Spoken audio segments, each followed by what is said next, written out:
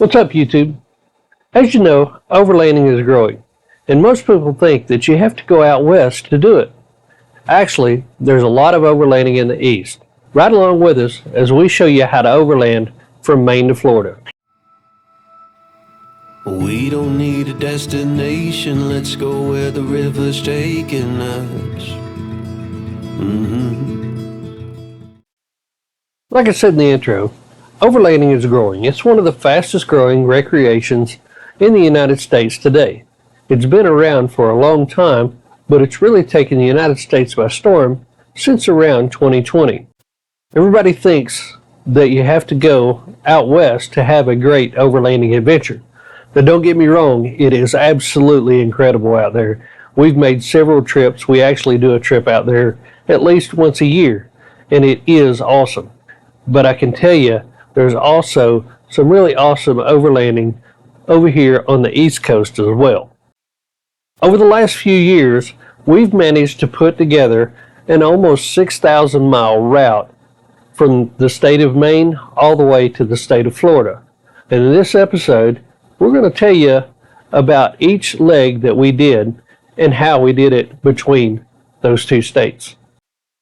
We really started our adventure in Maine along the coast. You can't go that far along the northeast and not go check out Acadia National Park.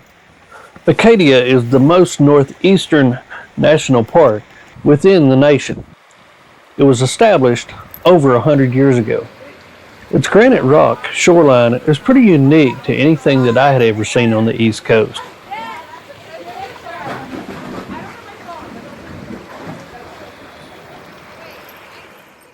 One thing that was a little bit disappointing was the tide was not coming in, so Thunderhole was not active.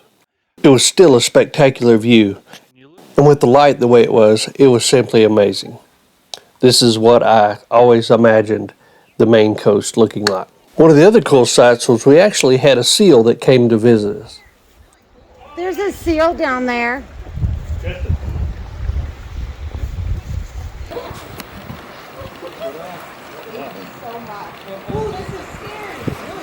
There's a seal down there.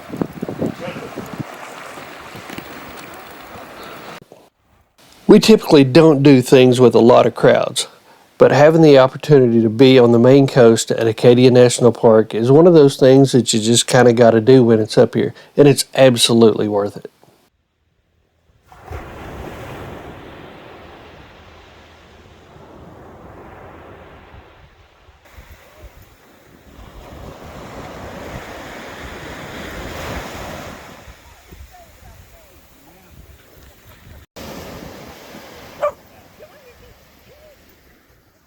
This whole area is actually a lot of granite rock, and one of the most unique campsites that we had ever had was here in Maine.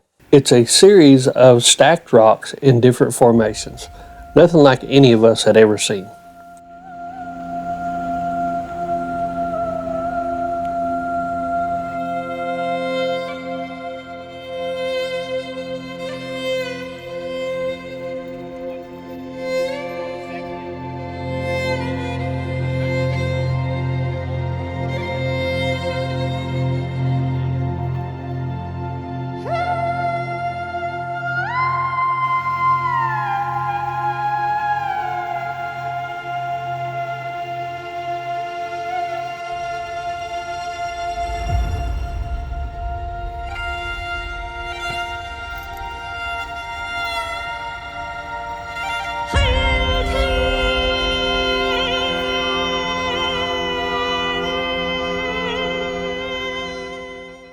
We actually went a little further than here on our trip. We went to the North Maine woods where we made it just south of the river going over into Canada. We had finally found the Maine backcountry that we were looking for.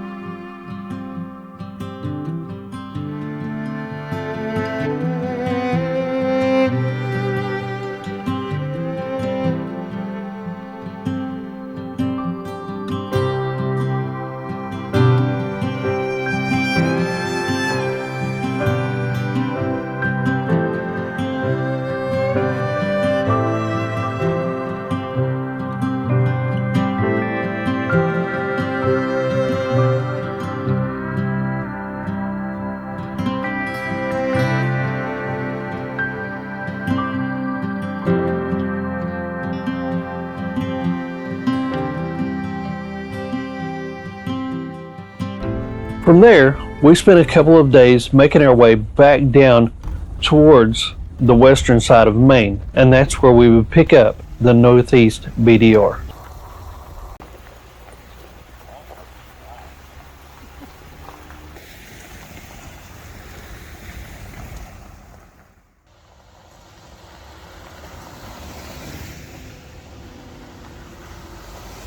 These backcountry discovery routes were developed by a 501c3 nonprofit organization named Backcountry Discovery Routes.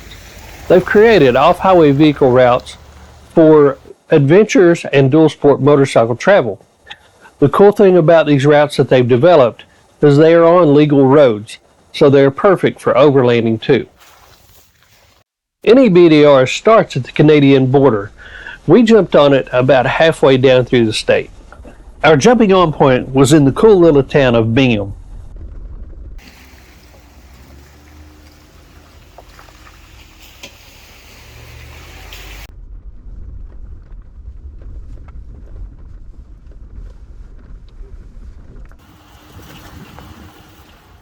The further we traveled throughout the day, the worse, well, the better the trails became.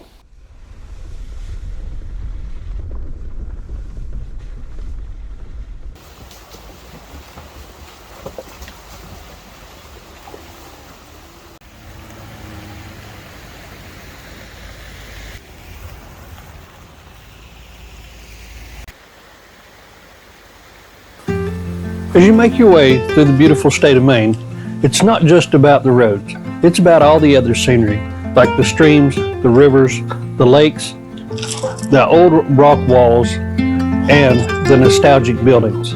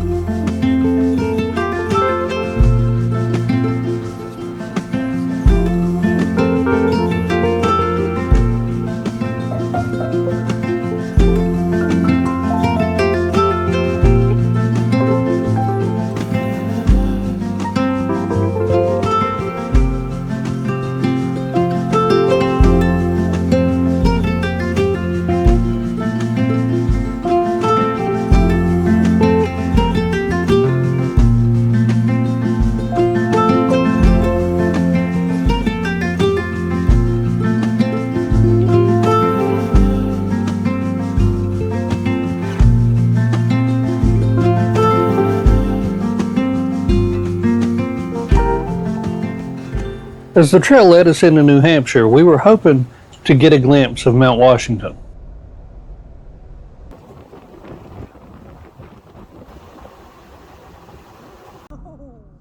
As we made it closer and closer to Mount Washington, you could tell the ceilings were getting lower and lower in the skies, and the clouds were getting a lot thicker. Look, you can see a shelf cloud forming. Making it to the summit of Mount Washington was just not in the cards for us. The guard station there told us that there was 95-mile-an-hour winds and ice at the top.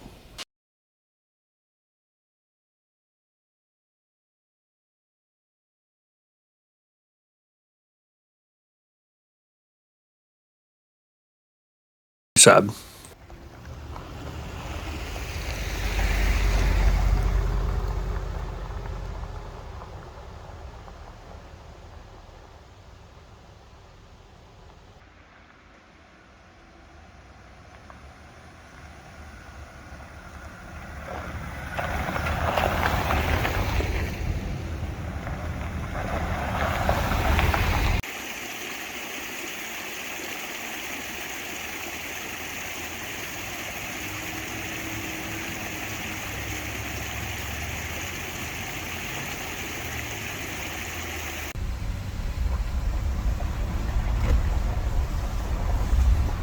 One of the things that we really enjoyed about New Hampshire was the amount of covered bridges that we crossed.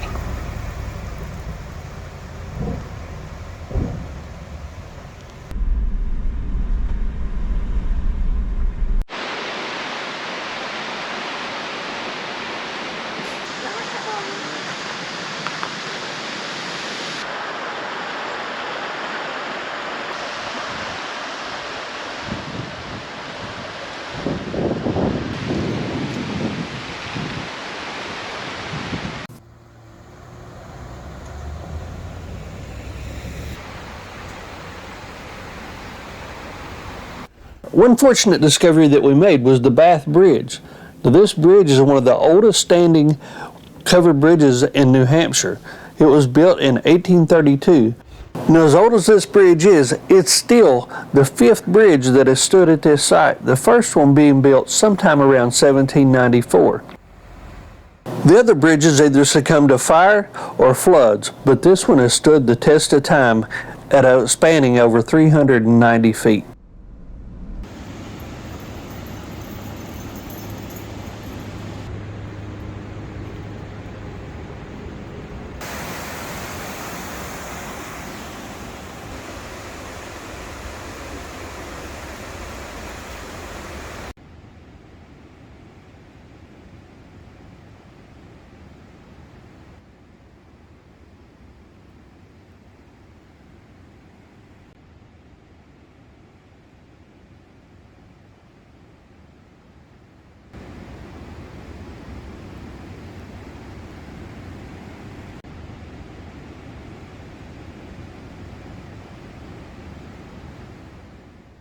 Covered bridges weren't the only hidden gems that we were looking for across the New England countryside.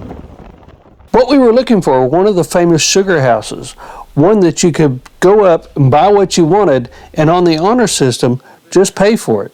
This is exactly what we found, but the people who owned it happened to actually be there. It was really cool to get to talk to them about their business.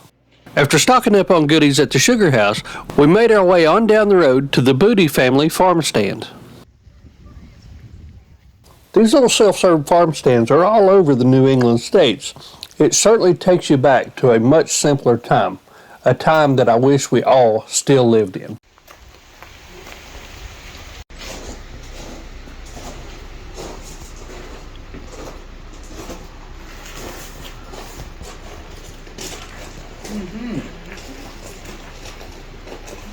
Yeah.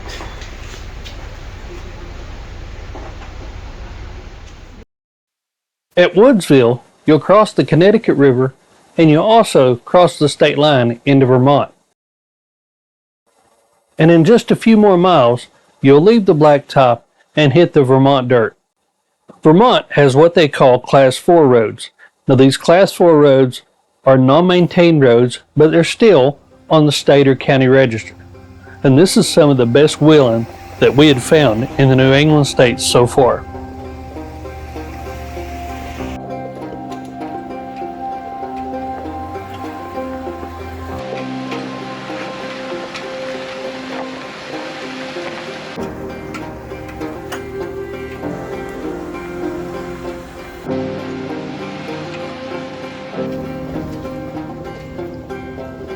Now, up until Wells River, I would have told you that you could have taken virtually any vehicle and done the route that we've done up until that point.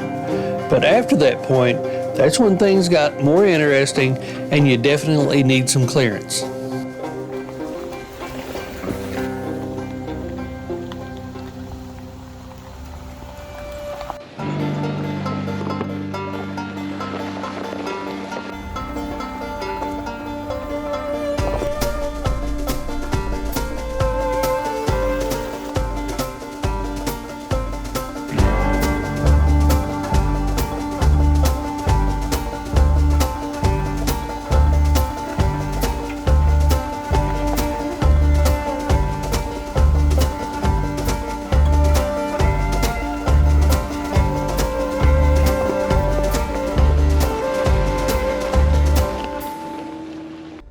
Intermingled with these old roads, you find roads that are a little better shape and these incredible old homesteads. One of the things that we liked most along this trip was the way that the old houses, barns, and churches were so well preserved. This next bridge is something you don't see every day. This is only one of two that we have seen in all of our travels. It's a floating bridge.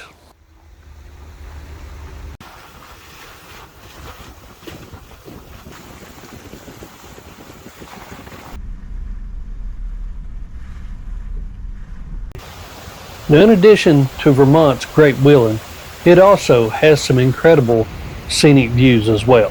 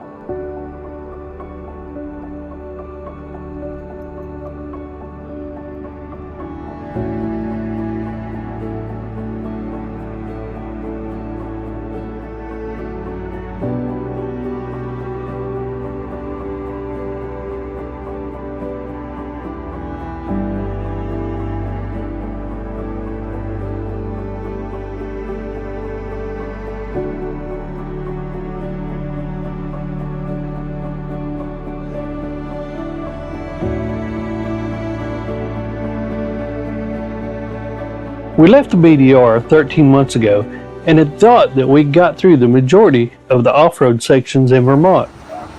This part of the trail leads us into the Green Mountain National Forest.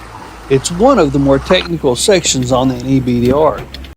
Some of these trails are not only Class 4 roads in Vermont, they're also snowmobile trails in the winter.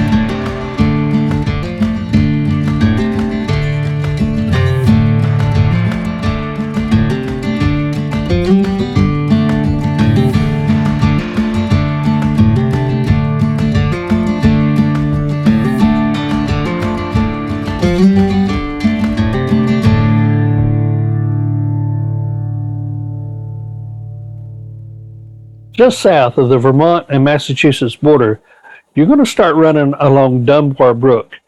And this is worth a stop because there's a beautiful waterfall here.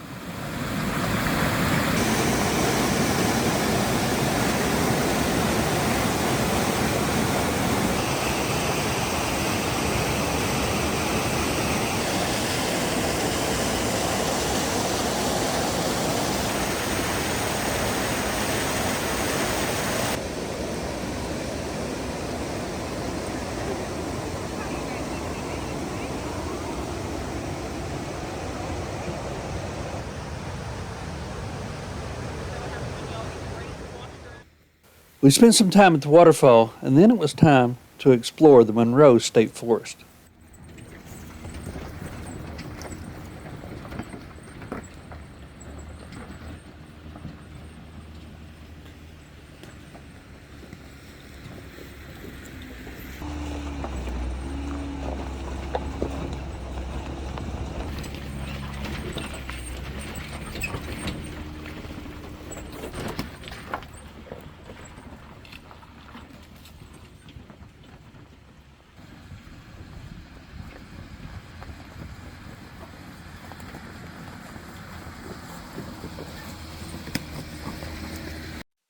This little corner of Massachusetts really surprised us. There was a lot of off-road stuff, and what was blacktop that we've seen was pretty old stuff.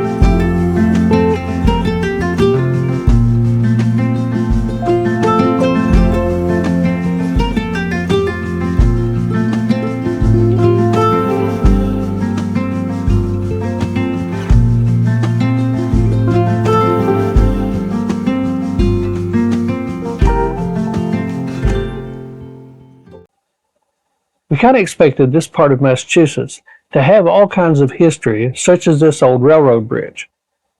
But what we didn't expect was all of the back roads within the state forest that you were allowed to drive on.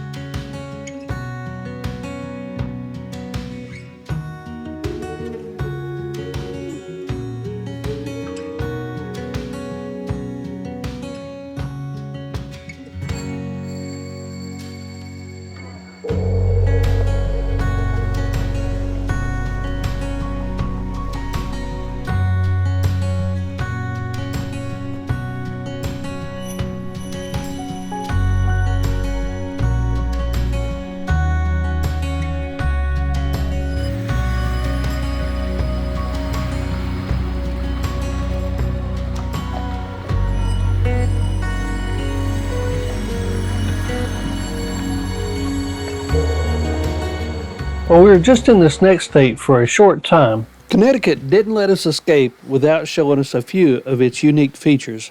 Another one that we stumbled on was the Riga Falls. We drove by it and knew that we had to stop and get a closer look.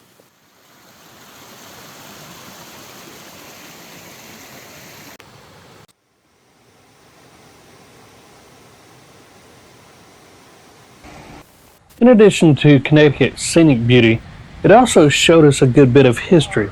This is one of the more modern iron ore furnaces that we've seen.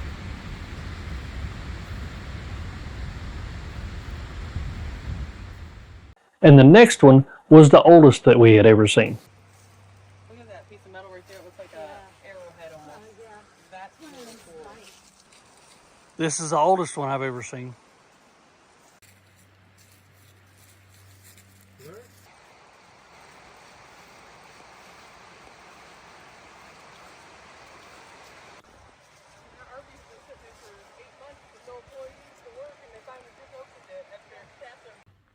After taking a huge step back in time with the history of that furnace, it was time to continue west and move out of the incredible state of Connecticut and into New York.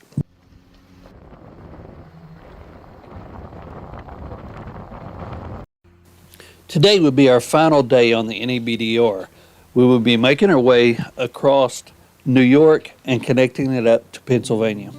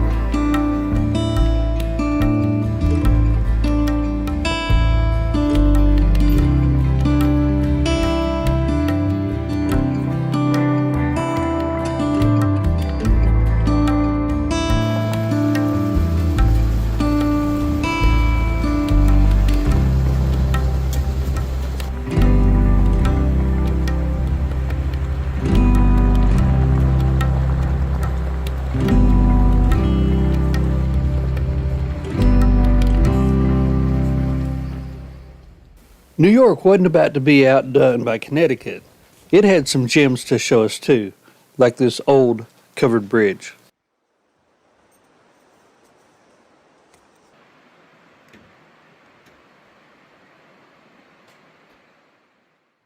The Grants Mill Bridge was really cool to stop and check out, but we got back on the road because there were still a lot of other things for us to explore.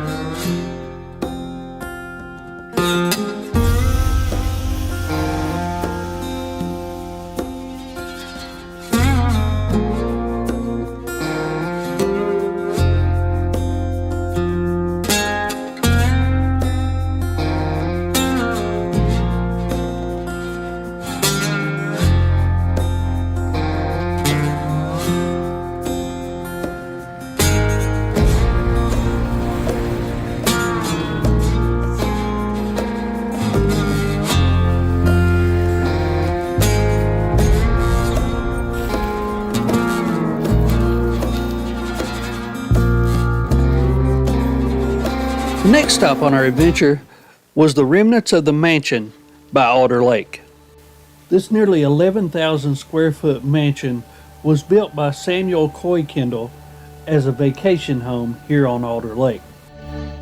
This house and lake appeared on a couple of different Disney movies back in the 60s, and in the 80s it became part of the Youth Conservation Corps camp. The Boy Scout camp only lasted for about a year, and then the doors were shut and the structure was simply walked away from.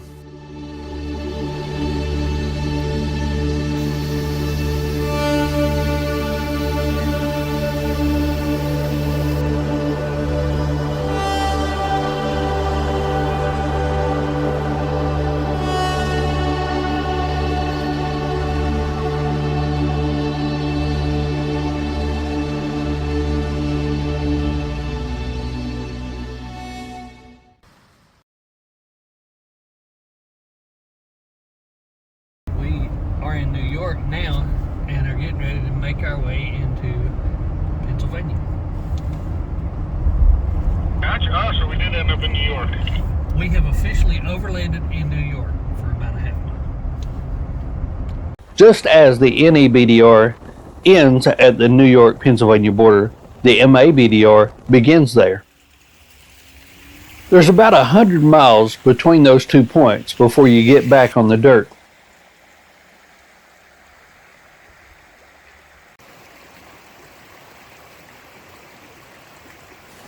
When you do get back on the dirt, this route meanders you all the way down through southern Pennsylvania and all of the state forests.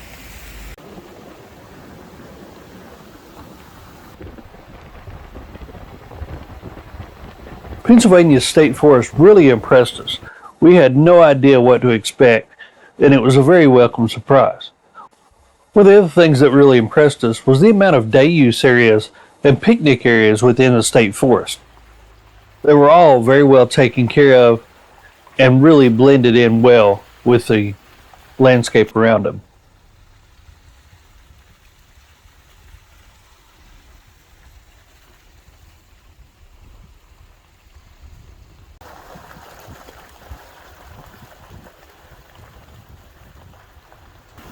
Not only were their picnic areas very nice, their primitive camping areas were amazing.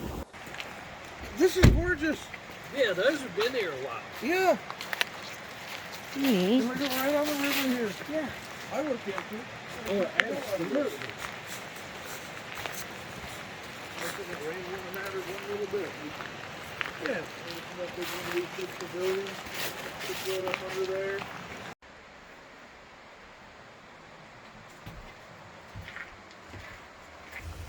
I gotta tell you, Pennsylvania was not on our radar at all. It simply was where the MABDR started for us when we first drove up here. But there's a lot left in Pennsylvania for us to explore, and it's definitely a place that we're going to be back to.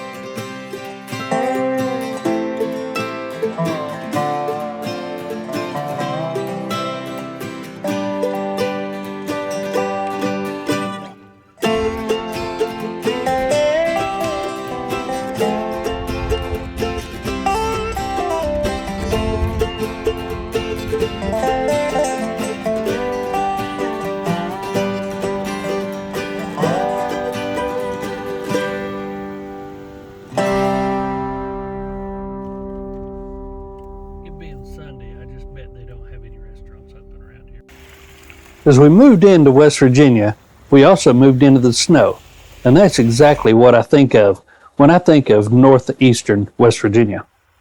As you make your way through West Virginia and Virginia, you also make your way through the Monongahela and George Washington National Forests, respectively.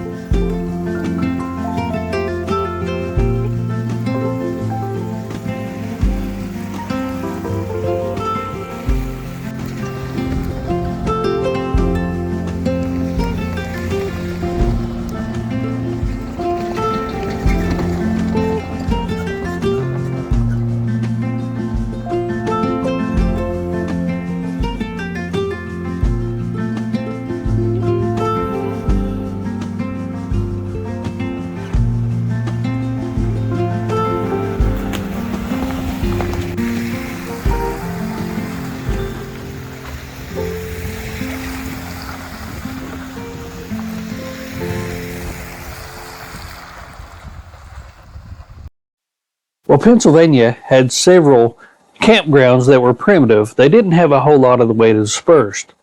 That's where West Virginia and Virginia are different. In both of the national forests, there are plenty of dispersed camping sites. When you make your way into Damascus, Virginia, you have reached the southern end of the MABDR.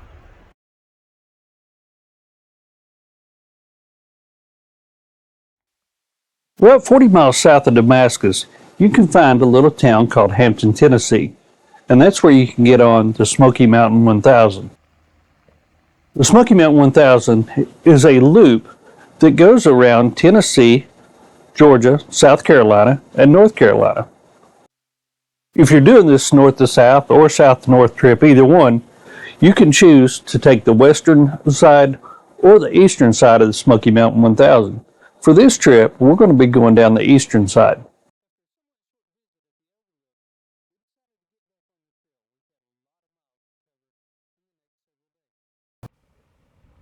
Not too far out of Hampton, you're going to be leaving Tennessee in the Cherokee National Forest and entering into North Carolina and the Pisgah National Forest.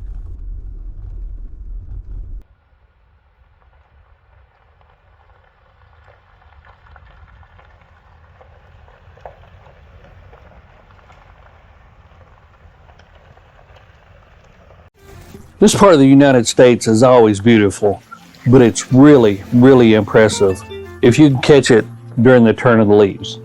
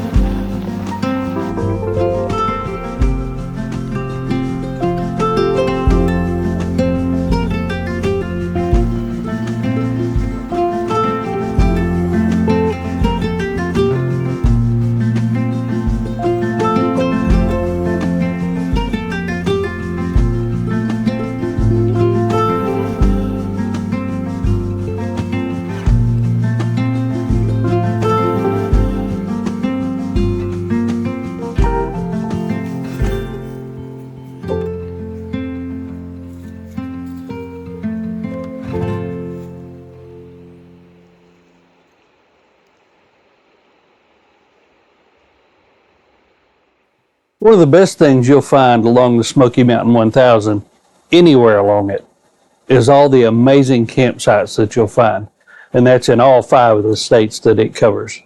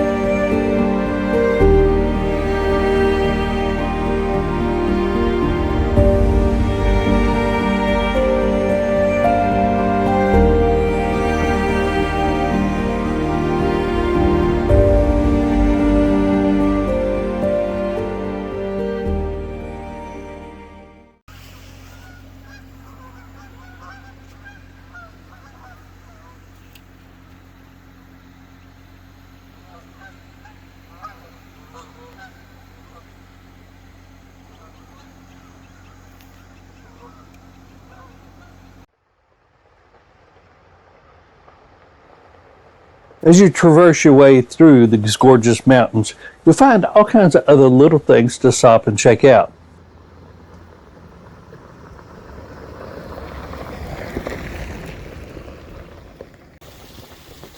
Things like waterfalls, own homesteads, and fire towers are just to name a few.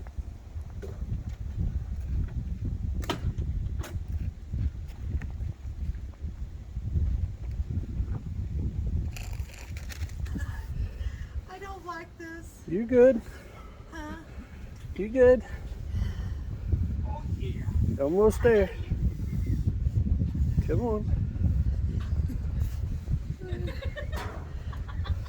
I'm like climbing up.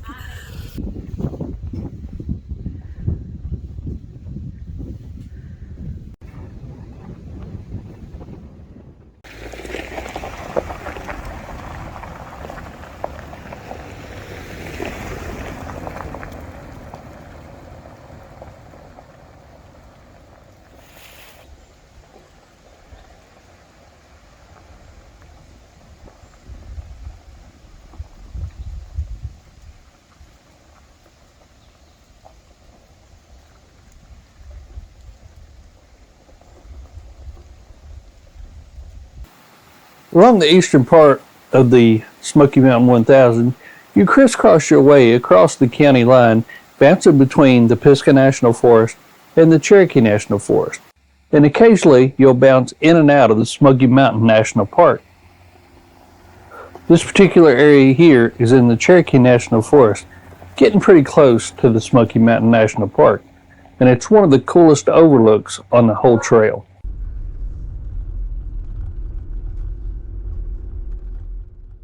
Our next stop was going to be the famous Buzzard's Roost. This is the Buzzard's Roost that overlooks Interstate 40.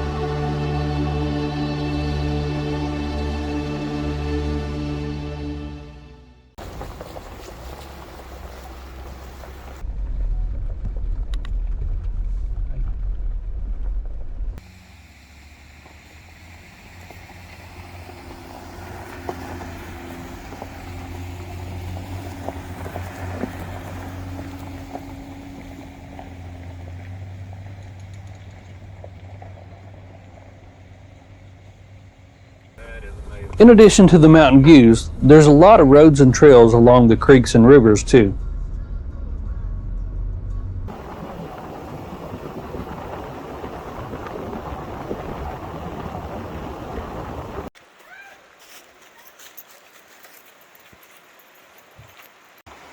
Ooh, that's a movie one. Come on, buddy.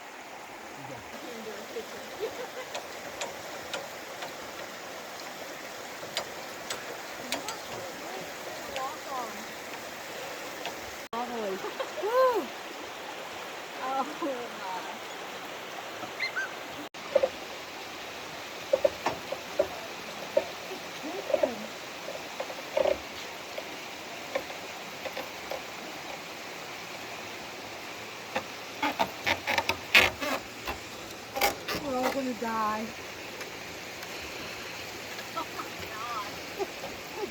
That's gonna be the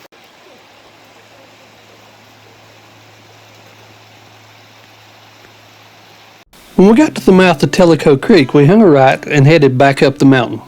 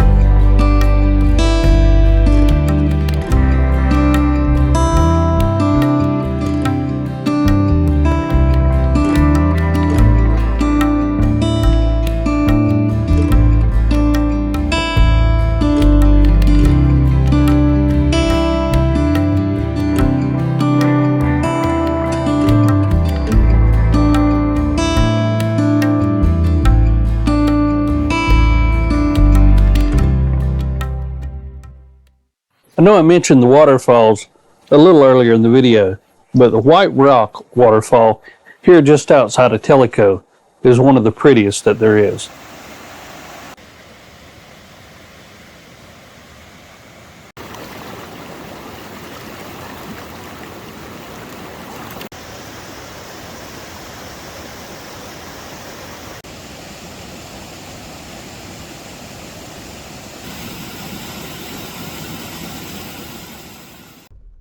As you wander your way through these mountains of North Carolina, you never know what kind of communities you're going to run up on. This is Denton, established 1883, population several.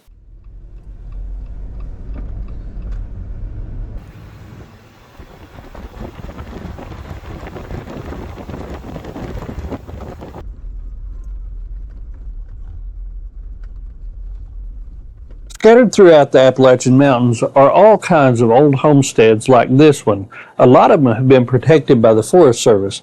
This one sits on Old Santila Road.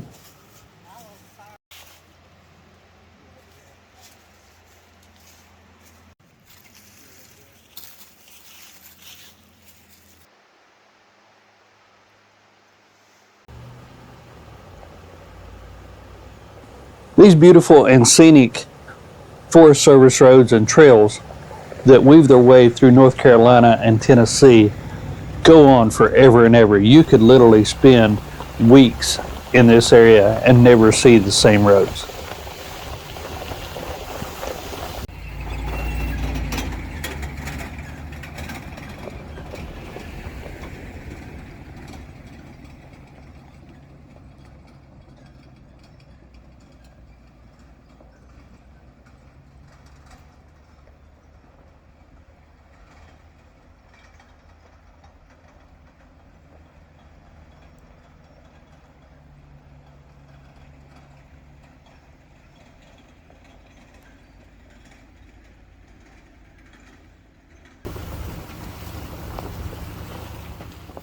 One of the things that we like most about the Smoky Mountain 1000 is the amount of incredible waterfalls. This one is no different, and we always have to stop here every time we come by.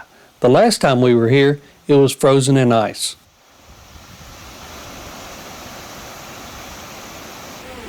Danger.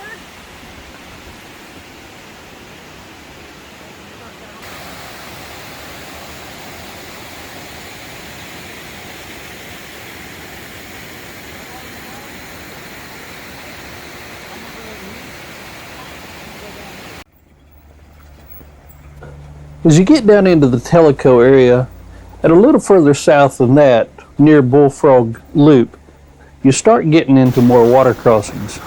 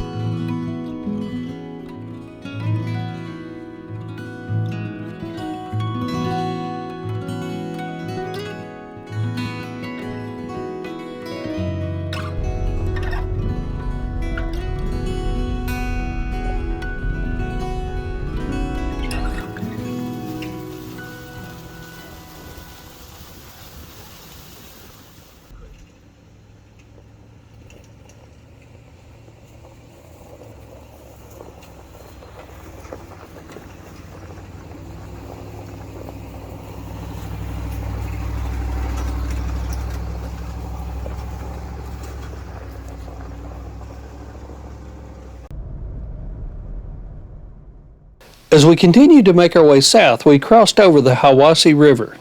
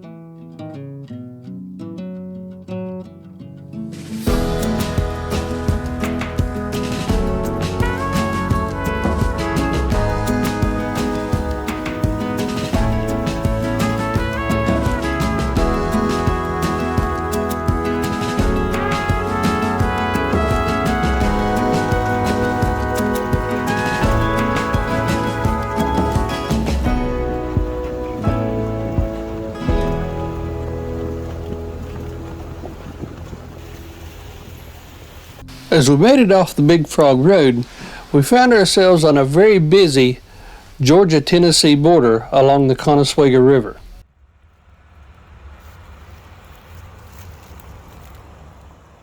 As we crossed into Georgia along Old Highway 2, we had our sights set now on LJ. We've passed through there a time or two, but I don't know anything really about it. I'm always on the lookout for a great campsite, and when I caught this one out of the corner of my eye, we had to stop and check it out.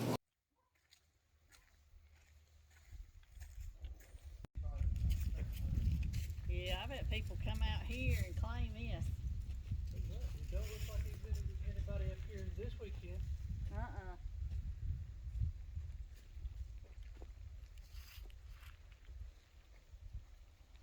Speaking of campsites, it's mornings like this one that make these trips what they're really worth.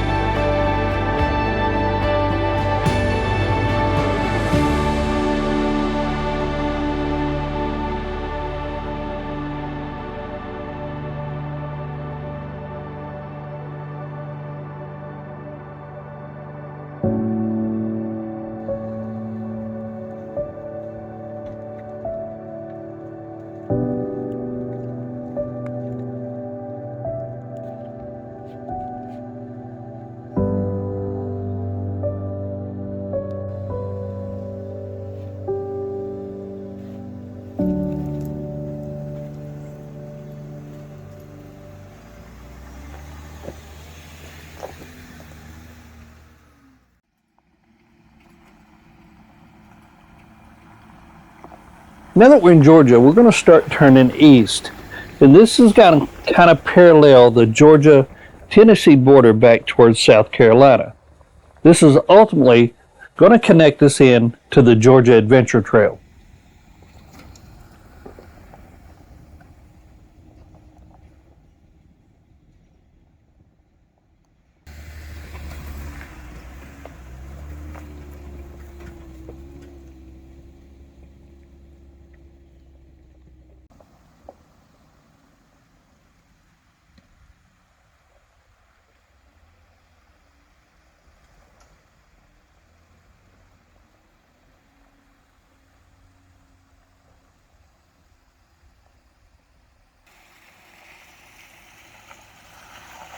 The last section that you'll get to on the Smoky Mountain 1000 before you get to the Georgia Adventure Trail is Charlie's Creek.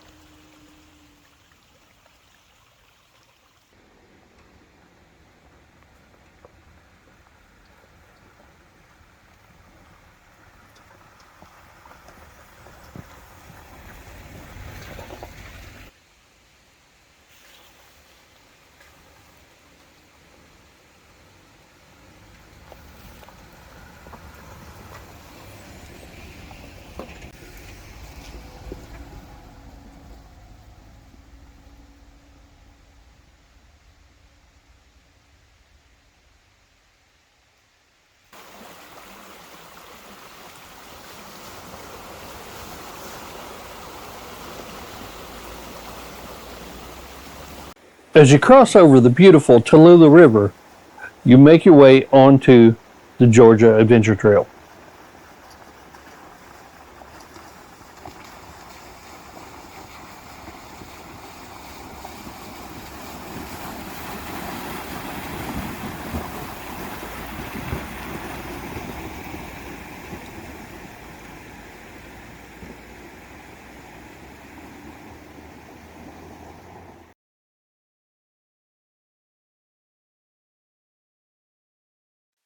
I know what you're thinking.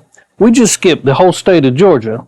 Well, there's a reason for that. Since we live in Kentucky, we had done the northern part down to here, north to south. Now from here, we're going to go all the way to Florida, and we're going to work back south to north, connecting here at the Georgia Adventure Trail at the Tallulah River. The Florida Adventure Trail is a 1,200-mile adventure route through the northern half of Florida. We've done a complete video on the whole thing, and it, just like all of these other routes, you can find a link to their full ones in the description below.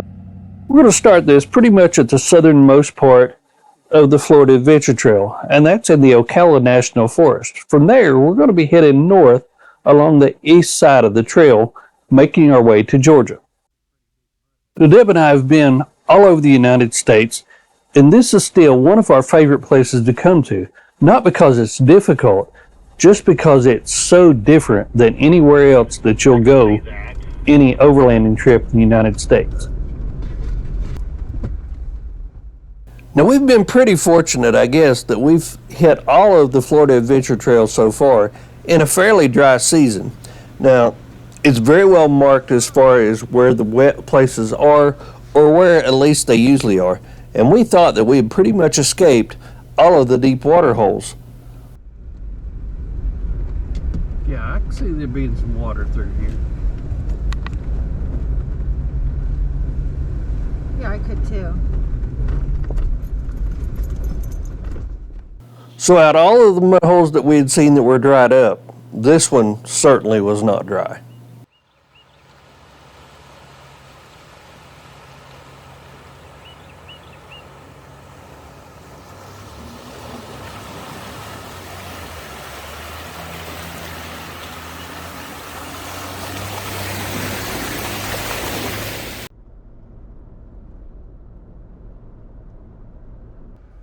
There's a good mix of different types of trails on the Florida Adventure Route. It's everything from just sandy roads, a little bit of blacktop, through some of the beautiful lakes through central Florida, across some dams, things like that. But there's also quite a bit of dirt that you're going to be on. Now, where we picked up this trail, the Ocala National Forest, we made just one trail from the north to the south through it. But there is an entire network of Forest Service roads that you could explore down there. You could spend several days just in that area.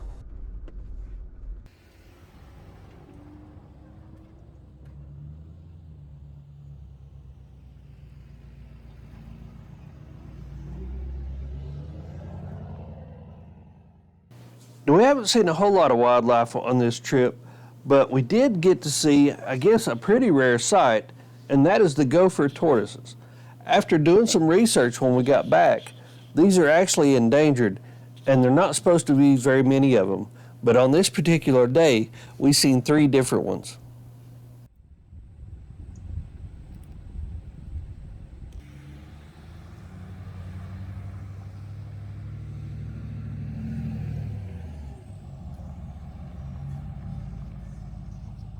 They're like, they look like a box turtle, but they're really big.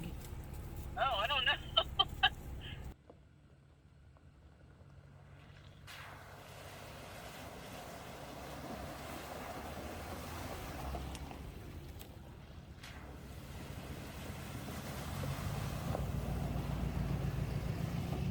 Once you leave the Ocala National Forest, you're going to go through a lot of rural central Florida, making your way north until you get to the Osceola National Forest. Now, this is another place that you can spend multiple days exploring trails. This is the camping area.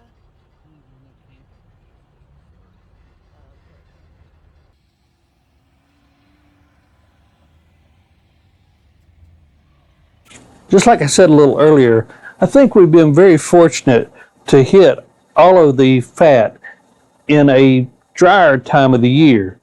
They say that the Osceola can get very wet, so make sure just be cognizant of that before you come out here and explore.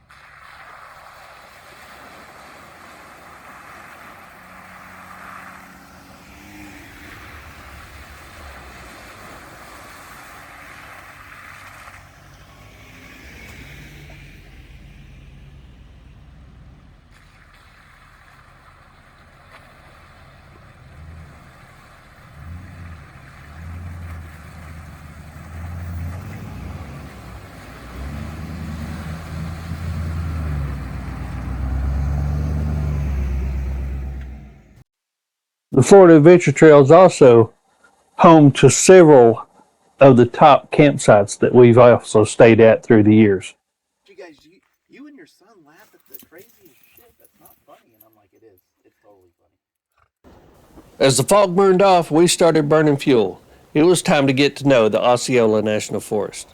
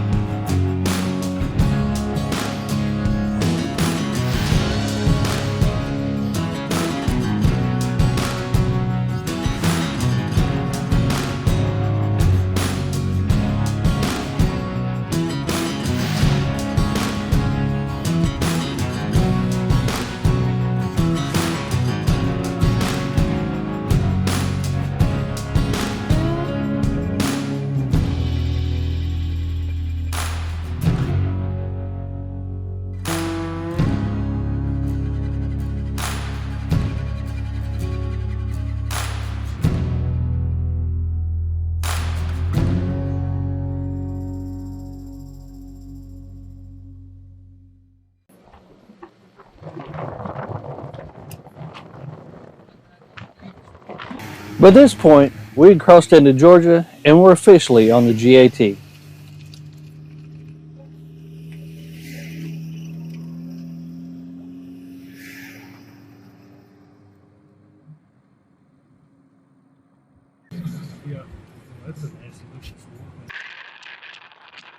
The southern part of the GAT is mostly back roads like this along farm areas. It took us pretty much all day to get to the Macon area. And it was like, There are very little camping opportunities between the state line and Macon. We found this designated site just north of Macon. After that, the terrain starts to change. You start seeing more of the pine trees, and it's not near as flat. We started seeing some hills at this point.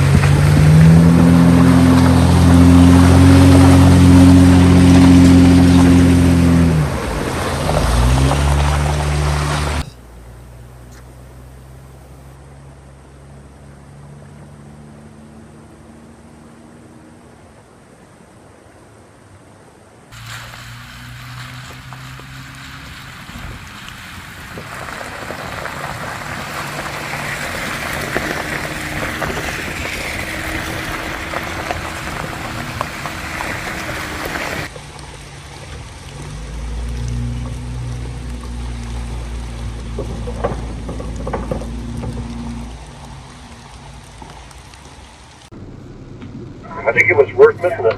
I think so too. I think so too. I thought I seen a fruit stand, but it's not. We'll just take a cruise through town. It was like, it shows us looking at a Waffle House. And a whistle stop. Yeah, we're just gonna cruise through town. Yeah, absolutely.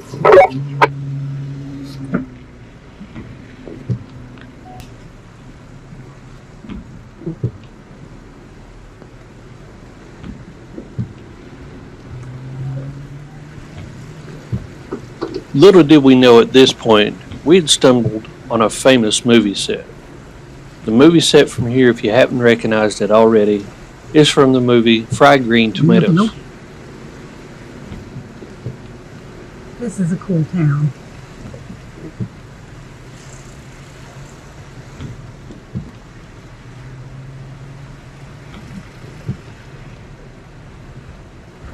I really love stuff like this. This is the place where they filmed it. What is it?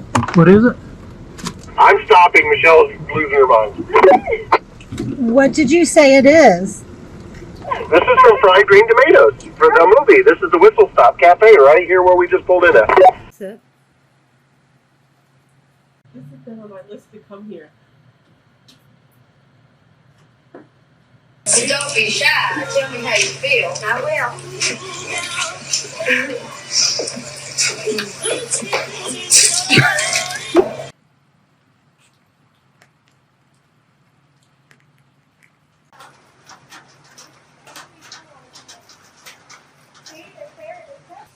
wonder if that's when you did the, one time we had those parked that side of it. So,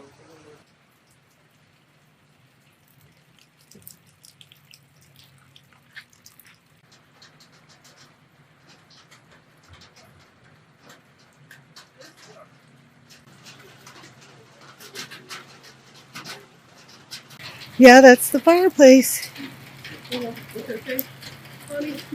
Georgia, much like any other state, if you really look, has all kinds of history. We just went from a movie set, and now we're finding ancient ruins.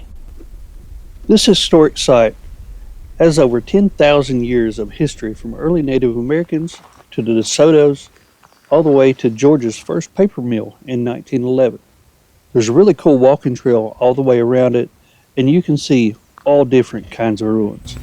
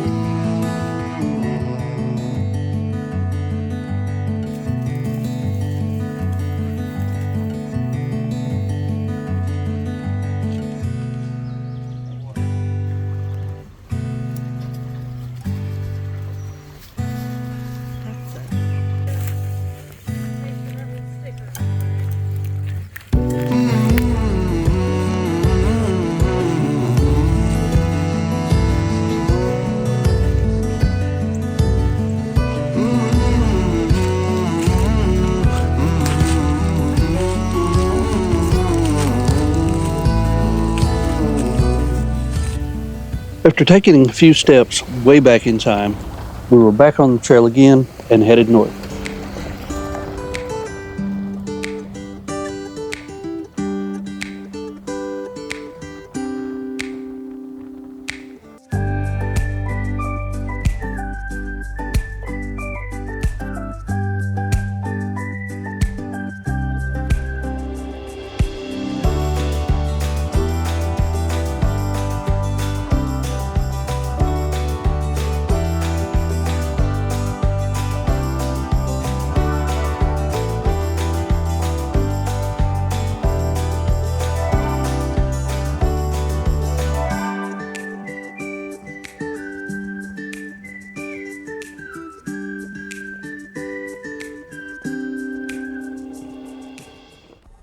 The farther north we got in the state, the more dirt roads we were finding as opposed to gravel roads, which was definitely a welcome sight. And also another welcome sight was the amount of creek crossings that we were starting to encounter.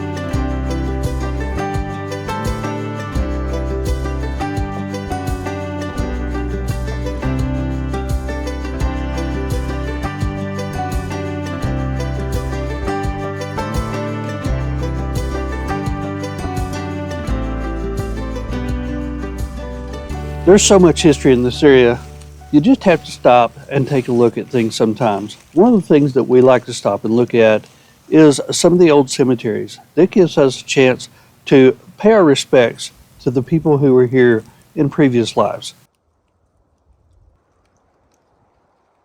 If it wasn't for these folks, the history that we're seeing throughout this beautiful area may not be here.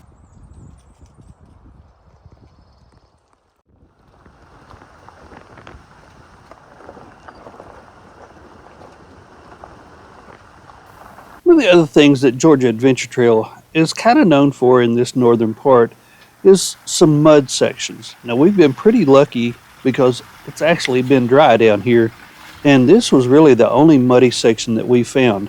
I've seen some videos where this place could get pretty sloppy at times. We were just fortunate enough to it only be a little bit wet.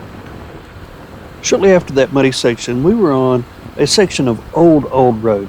You could tell this has been here for hundreds of years. I could just imagine seeing Confederate soldiers riding straight down this same very area. The trail takes you through several different WMAs, and here we're starting into the Lake Russell WMA.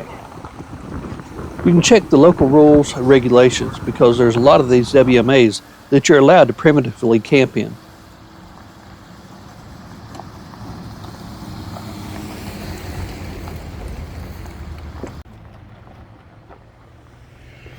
By late afternoon, we have made it out of the clay and out of the pines and into the mountains of North Georgia.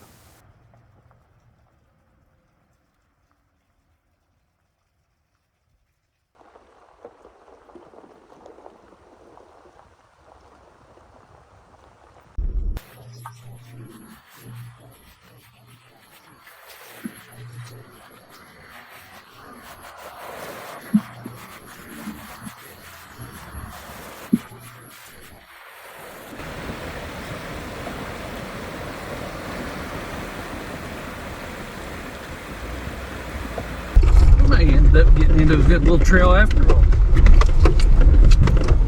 Yeah, I told Dawn a little bit ago this is what we've been looking for all day. Yep, for sure. Look at that old cabin over there, it's cool.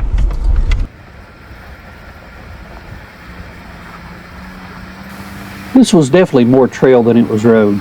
It was more trail than anything that we'd found on the GAT. We were really looking forward to getting to camp early in daylight, have a nice dinner, sit around camp for a while, and just sit back and enjoy our surroundings.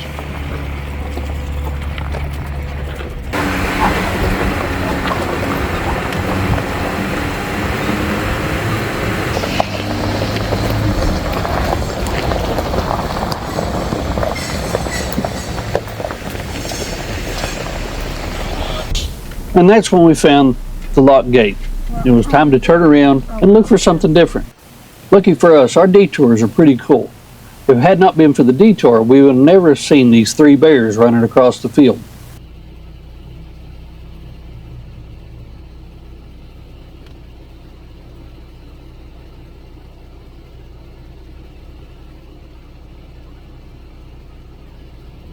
The next morning, we woke up to a steady rain. We didn't stay at camp any time at all. We just packed up really quick and got on the trail. Matt and Dawn decided to go ahead and leave us from here and start making their way back to Northern Carolina. And Deb and I continued along the GAT. This Tallulah River Road is exactly where the Georgia Adventure Trail and the Smoky Mountain 1000 come together. And that makes the full route all the way from Maine to Florida. So yes, the answer to the question, can you overland from Maine to Florida? You absolutely can. You just have to put together the NEBDR, the MABDR, Smoky Mountain 1000, Georgia Adventure Trail, and the Florida Adventure Trail. If these routes are something that you're interested in, and you're interested in seeing our exact tracks, you can find them all on our Patreon page. As always, thank you again for riding along with us. We really hope that you've enjoyed it as much as we have. And until next time, see ya.